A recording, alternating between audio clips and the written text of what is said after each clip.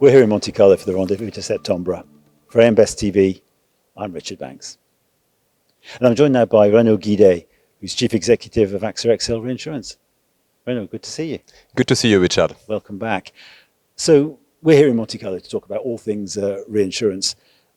Tell us a little bit about the market conditions generally. Hard markets traditionally last less time than soft markets. What are the prospects for reinsurance looking forward?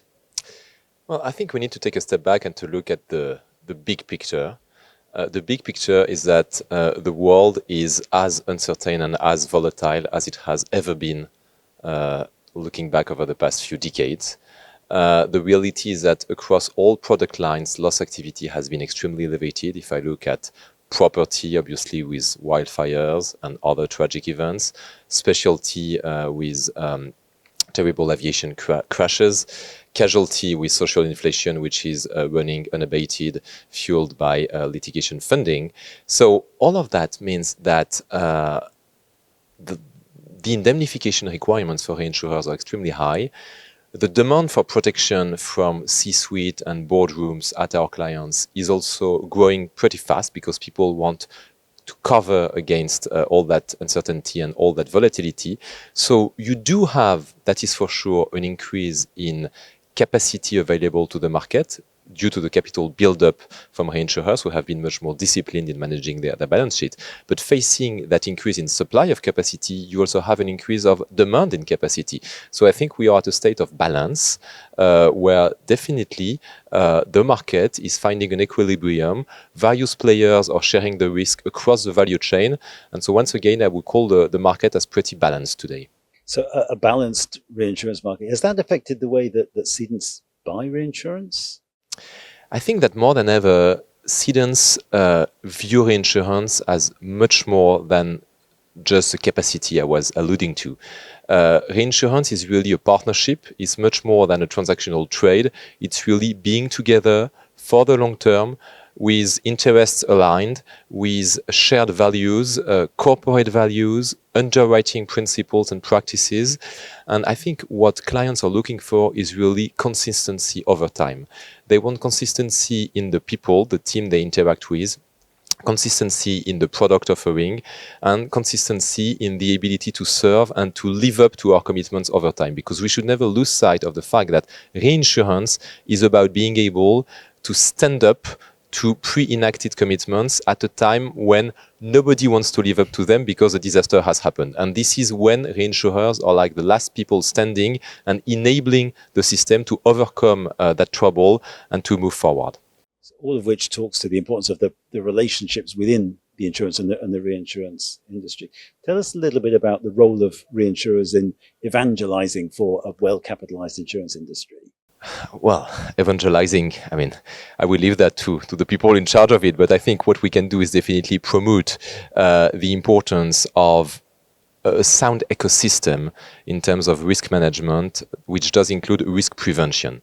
So we at Axa XL Reinsurance spend a lot of time, energy and money investing in improving the public knowledge about these matters. And to give you a very concrete example, we have established a partnership with the Cambridge, the University of Cambridge Center for Risk Studies, to basically improve that thought leadership across these topics. And we've been able, over the course of the past 2 years, to issue 2 surveys which show the importance of insurance penetration and reinsurance penetration in a given economy to minimize the time required to recover from a given disaster, and also the importance of land planning, urban zoning, and construction and building codes to limit the impact that hazard, when it materializes, can have on our buildings and ultimately on our communities. Fantastic. That's fascinating. I hadn't realized that they'd gone to that level of detail. Here in Monte Carlo, lots of conversations about lots of different topics, but AI seems to be very high on the agenda for people. Tell us a little bit about the opportunities that AI presents to the insurance industry. Sure. Well, by design, if you look at reinsurance, we have a lot of data which is unstructured, coming in format which is not harmonized, from many sources. So it's really ripe for AI experimentation, and we do invest in AI. We do believe that the power of AI lies in augmenting our underwriting capabilities much more than dislodging or replacing what exists. So what we see is that AI will enable us to accelerate and improve the processing time of massive amounts of data, which will enable our underwriters, our risk managers, our actuaries to refocus on higher value-added tasks for the benefit of our clients. We do also believe that it's very important that as a corporation, we take an ethical and responsible approach to AI. AI can be a fantastic tool, provided it is used properly. That's a great answer. Thank you very much. One final question, if I may, Renaud. What issues are being missed now that will matter most tomorrow?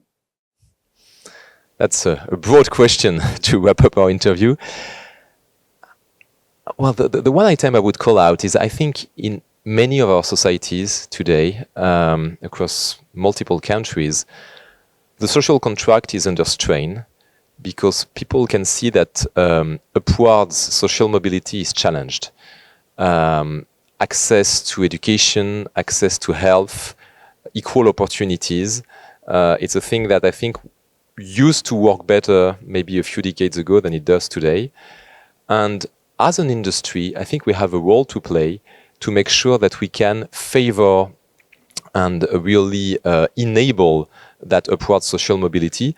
First, because insurance and reinsurance are about risk pooling. So it's about leveling the opportunity set to make sure that everyone, whatever the adverse events they have to face, ultimately get in the same situation and can maximize their own opportunities.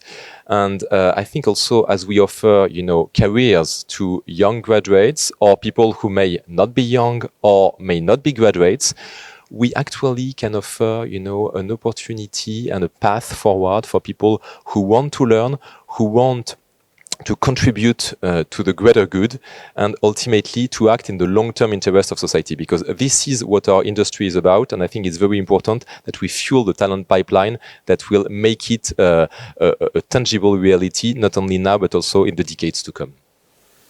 No, that's a fantastic answer. Thank you very much indeed. Thank you, Richard. And thank you for your time. For Invest TV, I'm Richard Banks.